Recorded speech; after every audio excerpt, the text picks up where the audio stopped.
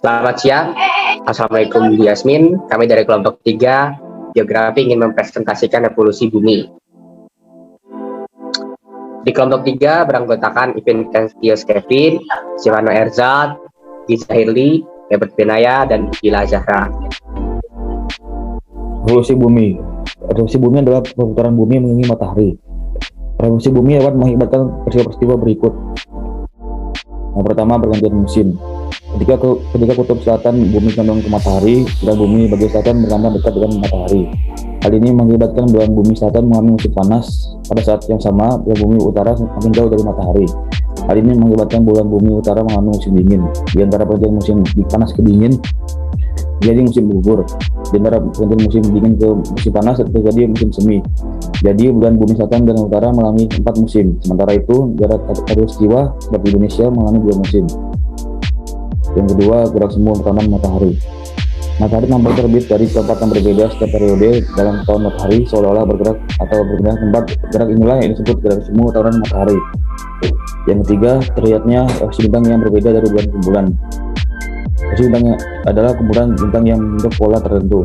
Setiap rasi bintang terlihat pada saat yang sama pada tempat yang sama. Bumi beredar mengelilingi matahari sehingga rasi bintang yang akan terlihat di setiap bulannya selalu berbeda. Perputaran bumi mengelilingi matahari jadikan dasar penanggalan kalender Masehi. Next.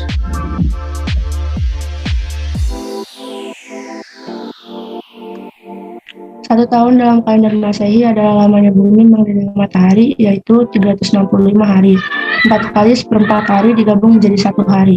Oleh karena itu, setiap 4 tahun sekali dalam 1 tahun ada 366 hari. Tahun dengan jumlah hari 366 disebut sebagai tahun kabisat. Tambahan 1 hari ditempatkan pada bulan Februari. Pada tahun kabisat, jumlah hari pada bulan Februari sebanyak 29 hari. Next.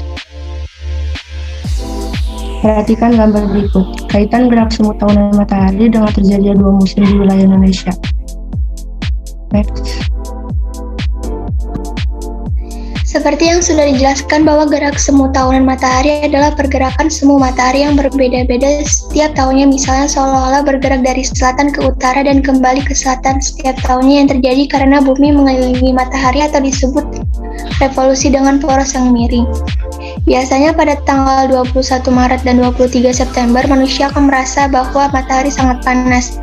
Hal ini disebabkan oleh posisi matahari berada di atas garis khatulistiwa setiap tahunnya. Hal ini terjadi karena revolusi bumi yang lintasannya berbentuk elips, sehingga terjadi perbedaan musim di belahan bumi sepanjang tahunnya. Sinar matahari Indonesia cenderung stabil sepanjang tahun. Hal ini dikarenakan oleh letak Indonesia sendiri yang berada di garis khatulistiwa, di mana belahan bumi bagian tengah, yaitu garis khatulistiwa, tidak perlu mengalami kemiringan. Next.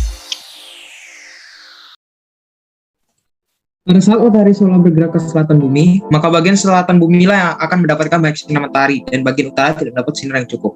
Begitupun sebaliknya, pada saat matahari seolah bergerak ke arah utara, maka belahan bumi di utara yang akan mendapatkan sinar matahari lebih banyak, yang mengakibatkan munculnya musim semi atau musim panas di utara. Sedangkan bagian di bumi selatan tidak mendapatkan sinar matahari yang cukup, sehingga terjadi musim dingin.